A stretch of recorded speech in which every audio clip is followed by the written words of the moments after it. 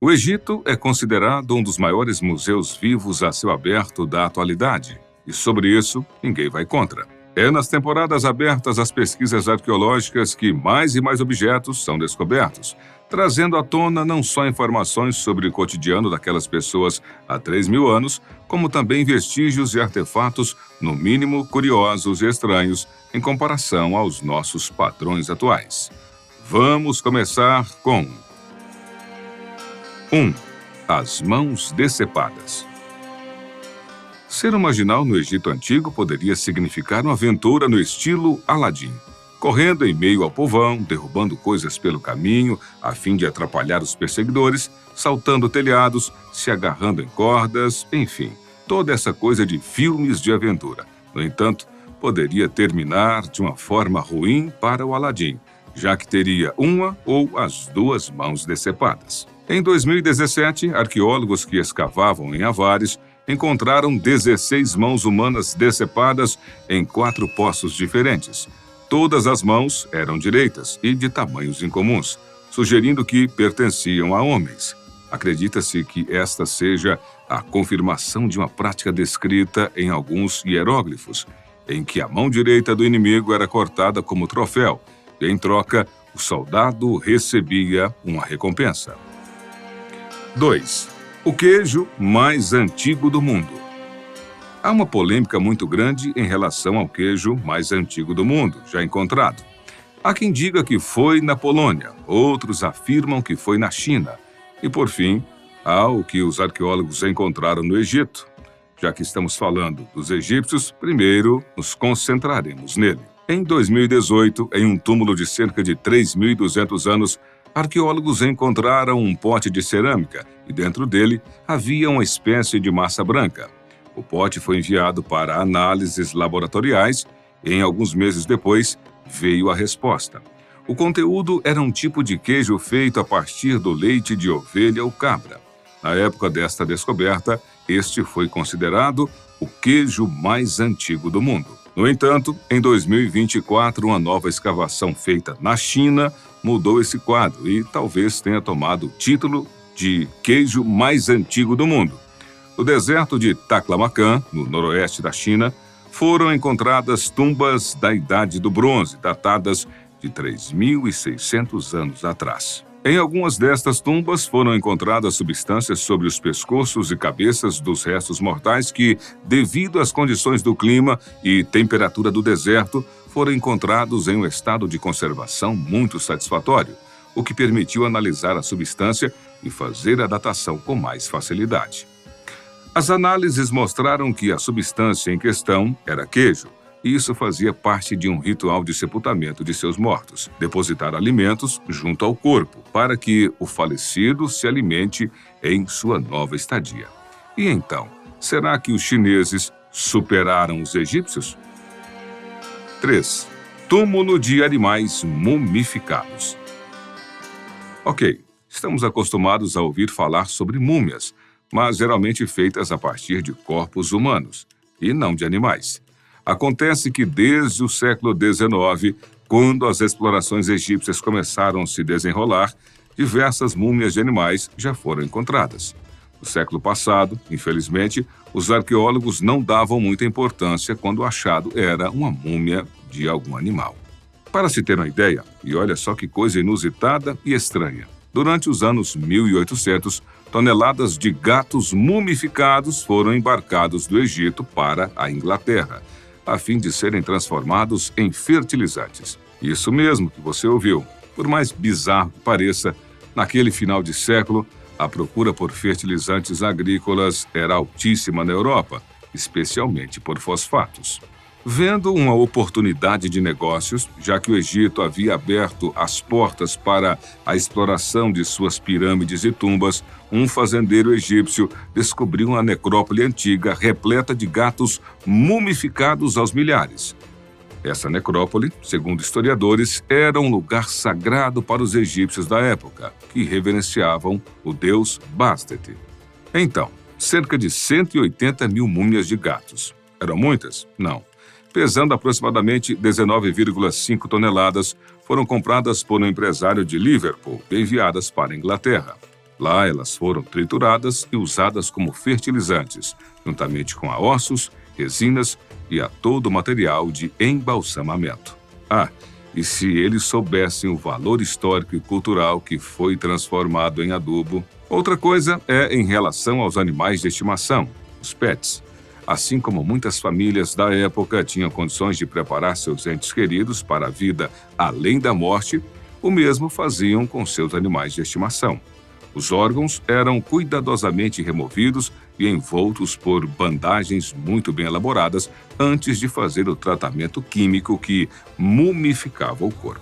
Entre os animais encontrados mumificados, os arqueólogos têm na lista cães, gatos, cobras, escorpiões, vacas, crocodilos e até mesmo um leão e um hipopótamo já foram encontrados. Ovelhas, carneiros, pássaros e seus ovos, quase nada escapava do procedimento. É bom frisar que isso não é parte de um ritual de sacrifícios, mas sim de reavivamento, uma vez que era aplicado já sobre o corpo morto, com a crença de que ele estará vivo e bem do outro lado. 4. As múmias da língua de ouro. Em 2022, escavações no sítio arqueológico de Al-Barnaza, em Minya, Egito, revelaram um conjunto de túmulos da era ptolomaica, com diversos artefatos. Entre eles, os mais intrigantes, sem dúvida, foram as 13 línguas douradas que foram associadas às múmias destes túmulos. Junto a essas línguas douradas, foram também encontrados pregos de ouro que simbolizam a preparação para a vida após a morte, mas especialmente para que o falecido pudesse conversar com Osíris, o deus do além, no julgamento final. Os artefatos com suas inscrições e os elaborados costumes funerários oferecem percepções valiosas sobre as crenças religiosas daquela época, um período em que se misturavam diversos tipos de práticas religiosas. Por isso é que a presença das línguas douradas em múmias sugere que elas podem ter sido uma forma simbólica de garantir que o falecido pudesse falar ou interagir no pós-vida. As descobertas em Al-Barnaza, que também incluem túmulos com inscrições coloridas e cenas de rituais, dezenas de múmias cuidadosamente organizadas e artefatos como amuletos e figuras de terracota, ressaltam a complexidade e a riqueza das práticas funerárias e religiosas do Antigo Egito durante o período ptolomaico. De fato, a presença dessas línguas de ouro, em particular, oferece uma janela única com as práticas culturais e espirituais do período ptolomaico. 5. A tumba do tesoureiro de Ramsés II. Na milenar necrópole de Saqqara, situada a cerca de 32 quilômetros a sudoeste do Cairo, um lugar repleto de mistérios antigos, um importante quebra-cabeça da antiga civilização egípcia, foi revelado. O sítio de Saqqara é tão rico de material arqueológico que até se tornou Patrimônio Mundial da Humanidade pela Unesco. E foi lá também que os arqueólogos encontraram e desenterraram um sarcófago de granito rosa, uma descoberta que reacendeu a luz sobre o período do Novo Reino. Este caixão de 3.200 anos, cuidadosamente trabalhado em granito rosa, pertenceu a Ptah Enviah, um oficial de alto escalão que ocupou múltiplos títulos na administração durante o longo e poderoso reinado de Ramsés II. Embora a tumba de Ptah tenha sido descoberta no ano anterior, o sarcófago em si só foi revelado em 2022. As inscrições hieroglíficas no sarcófago contam a história de um homem de grande importância. Ptah Enviah foi secretário real, supervisor-chefe de gado e chefe do tesouro do templo de Ramsés em Tebas, além de ter sido o encarregado das oferendas divinas a todos os deuses do Alto e Baixo Egito. Ele era, de fato, o tesoureiro-chefe do faraó, uma posição-chave no governo de Ramsés. Contudo, quando os arqueólogos da Universidade do Cairo encontraram o sarcófago, ele estava vazio. A tampa partida sugere que o corpo mumificado de Ptah Enviah foi removido por ladrões de túmulos, provavelmente na antiguidade. Essa grande possibilidade pode ser confirmada pelos vestígios de resina no interior do sarcófago, que indicavam que ali havia sim uma múmia. 6. O pássaro de Saqqara. Como eu disse agora há pouco, não é à toa que Saqqara se tornou patrimônio da humanidade, pois mais que um sítio arqueológico, é um verdadeiro contador de histórias antigas. E não pense que a região é pequena. Trata-se de uma área de mais de 16.200 hectares, ou 162 milhões de metros quadrados. A descoberta de um artefato bastante peculiar não é de hoje. Ela foi feita em 1898, durante as escavações da tumba de um indivíduo chamado Padi Imen, e viria a se tornar um dos mais intrigantes e controversos artefatos do Egito Antigo, o pássaro de Saqqara. Inicialmente, não deram muita atenção ao artefato de madeira. Foi catalogado como um simples modelo de pássaro e guardado, permanecendo em grande parte esquecido até 1969, quando o Dr. Khalil Messiah, um médico e arqueólogo amador egípcio, viu aquele objeto no Museu do Cairo e não mais se separou dele, de certa forma, ou pelo menos. O objeto foi analisado e datado aproximadamente do período ptolomaico, há mais de 2.000 anos.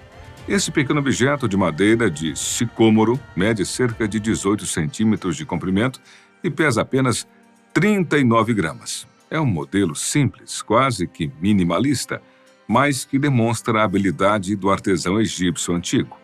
O pássaro possui um design aerodinâmico, com asas retas e horizontais, além de uma cauda igualmente reta. A cabeça é relativamente grande em comparação com o corpo e o bico é curvo para baixo, diferentemente dos bicos dos pássaros conhecidos. Uma característica particularmente intrigante são os pequenos orifícios na cauda, cujo propósito permanece duvidoso. A verdadeira função do pássaro de Saqqara tem sido objeto de debates intensos e especulações entre estudiosos e entusiastas. Enquanto alguns o consideram um brinquedo infantil ou um modelo simbólico representando a ideia de voo, a teoria mais controversa e popularizada por Messiah é que ele seria um modelo de planador, uma evidência de tecnologia de voo avançada no Egito Antigo. No entanto, vários testes foram feitos desde os anos 1970. Messiah e sua equipe construíram réplicas do pássaro, uma idêntica e a outra com uma modificação na cauda, para que ficasse na horizontal, como os estabilizadores de um avião. Com a modificação, o modelo planou muito bem nos testes. O modelo original, no entanto, tinha um voo instável e bastante curto. Nos anos 2000, novos testes foram feitos em túneis de vento, e praticamente os mesmos resultados foram obtidos, isto é, o modelo com a modificação na cauda ficou mais tempo no ar e de forma mais estável, enquanto o original sempre tendia a voos irregulares e a cair de bico. Esses testes deixaram a entender que a peça estaria mais para um brinquedo, um amuleto, um objeto ornamental e até mesmo usado em rituais, mas não um protótipo de aeronave. Portanto, há aqueles que sustentam que já naquela época os egípcios estavam construindo modelos conceituais de futuras aeronaves. É bom saber que estão enganados. Não há evidências diretas de tecnologia de voo no Egito Antigo. 7. Objetos meteóricos e a adaga celestial. Que meteoritos caem constantemente há milhares de anos na Terra, todos nós estamos cansados de saber. O mais interessante no caso é ter encontrado objetos feitos usando rochas do espaço sideral, ainda no Egito Antigo, há cerca de 5.000 anos. Em 1922, o arqueólogo Howard Carter adentrou pela primeira vez em uma antecâmara, que logo depois descobriu que se tratava de um tipo de cômodo lateral ao da tumba do faraó Tutancâmon. Imagine só a visão deslumbrante que ele teve ao clarear o local com sua tocha e que depois deixou o mundo todo boquiaberto. Na antecâmara havia carruagens douradas, tecidos de linho de altíssima qualidade, joias ornamentadas com pedras preciosas e ouro, carruagens douradas, inclusive a máscara mortuária dourada, objeto que se tornou icônico depois que foi tornado público. Entre essas maravilhas, no entanto, havia mais objetos que acabaram se tornando os pequenos astros do achado. Vários artefatos feitos de ferro foram encontrados na tumba de Tutancâmon. Entre os objetos, formões de ferro engastados em cabos de madeira, um amuleto do olho de Horus, uma miniatura do que parece ser um apoio de cabeça, como também adagas muitíssimo bem trabalhadas e ricamente ornamentadas. Isso já causou um espanto de início, uma vez que os egípcios não tinham tanto domínio assim da fundição do ferro. Mas o que mais chamou a atenção foi uma adaga fora do lugar, específica, com um brilho especial em sua lâmina, que denunciava que ali havia um tipo de ferro diferente do convencional. Demorou muito tempo até descobrirem do que se tratava. Análises mais recentes confirmaram que o material desta lâmina não é ferro comum, mas proveniente de um meteoro. A grande surpresa não foi só o fato de o material ter vindo do espaço sideral, mas a perfeição do trabalho de forja na lâmina. E o que tem de mais? Ora, estamos falando de Tutancâmon, e o domínio do ferro no Egito só veio aparecer muito tempo após a morte deste faraó. Então, como uma arma tão avançada e preciosa chegou às mãos de um faraó do novo império? A respeito da adaga na época, Carter propôs uma teoria que inicialmente foi aceita por muitos colegas, a de que a adaga devia ter sido importada ou talvez podia ter sido um presente diplomático dos hititas da Anatólia, um império já conhecido por seu domínio da metalurgia primitiva. E sem que Carter poderia imaginar, a verdade surgiria mais tarde e, sem dúvida, o deixaria completamente perplexo. Em 2016, vários testes foram feitos sobre o material da adaga e a aspectometria de fluorescência de raio-x revelou que o material era composto por altos níveis de níquel e cobalto, o que é característico de ferro meteórico. Pode-se afirmar, portanto, que esta adaga não é terrestre, mas sim um objeto celestial. 8. Blocos de notas faraônicos. Hoje em dia, é ainda comum encontrar muitas pessoas que anotam suas compras ou seus afazeres do dia em um caderninho ou uma agenda. Mais comum ainda é a pessoa anotar seus compromissos nos smartphones, que se tornaram não só excelente bloco de notas, como um fantástico assistente pessoal. Agora, como seria isso no Antigo Egito? Como eles faziam para anotar as coisas? Em 2022, em Atribes, foram descobertos mais de 18 mil cacos de cerâmica, conhecidos como óstracos, que eram utilizados como meio para fazer diversos tipos de anotações, como listas de compras, registros de comércio e até mesmo rascunho e tarefas escolares dos mais jovens. Apesar de outros óstracos já terem sido encontrados nas últimas décadas, esta coleção de Atribes é a maior e mais diversa já desenterrada e oferece uma visão muito mais ampla sobre a vida cotidiana dos antigos egípcios. 9. A barca funerária de Quéops. Esta é outra das mais notáveis e intactas descobertas do Antigo Egito. Um navio de tamanho considerável, completo e selado em um poço no complexo da necrópole de Gizé, aos pés da Grande Pirâmide, que teve sua construção datada por volta do ano 2500 a.C. Esta magnífica embarcação foi certamente obra encomendada pelo faraó Quéops, o segundo da quarta dinastia egípcia do Antigo Império. A embarcação, que mede impressionantes 43,6 metros de comprimento por 5,9 de largura, é considerada uma obra-prima de madeira e um dos navios mais antigos, maiores e mais bem preservados da antiguidade. Foi construída principalmente com tábuas de cedro do Líbano, utilizando espigas de Paliurus spinacristi, mais conhecida como espinhos de Jerusalém ou coroa de espinhos. Mas não se confunda, esta planta não tem nada a ver com a nossa conhecida coroa de Cristo, a não ser pela presença de espinhos. E o que fazia uma embarcação deste tamanho praticamente no meio do deserto, a não ser pela proximidade do rio Nilo, que, mesmo assim, está a 64 quilômetros de distância. Aí é que mora o mistério. A história e a função exatas da barca de Quéops permanecem envoltas em dúvida. É do tipo conhecido como barca solar, um navio ritual destinado a transportar o rei ressuscitado como o deus Sol Ra, através dos céus. Contudo, a barca exibe alguns sinais de ter sido usada na água. Existem teorias de que poderia ter sido uma barca funerária utilizada para transportar o corpo embalsamado do rei de Mênfis para Gizé. E então, Qual destas descobertas você mais curtiu? Diga aí nos comentários. Não se esqueça de curtir. Abraços e até a próxima.